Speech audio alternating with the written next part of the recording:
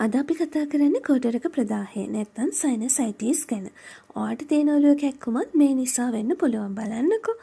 හිස් කබලේ පවතින කොටරක bacteria, virus නැත්නම් ඇලර්ජි තත්ත්වයකදී ආස්වාදනයට පත්වීමෙන් ශේෂ් මිල ප්‍රමාණය වැඩි වෙලා එහි නාලතුර හිර වෙලා මේ තත්ත්වය හටගන්නවා.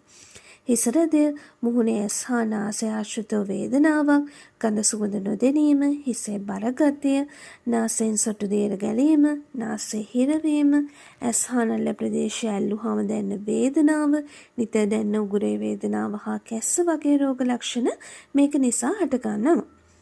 ප්‍රතිකාර වශයෙන් බැක්ටීරියා ආසාදනයක් නම් ඇන්ටිබයොටික් ඖෂධ, ඇලර්ජි එකක් නම් ඇන්ටිහිස්ටමින් ඖෂධ නැත්නම් ස්ටෙරොයිඩ් නේසල් ස්ප්‍රේත් භාවිතා කරන්න පුළුවන්.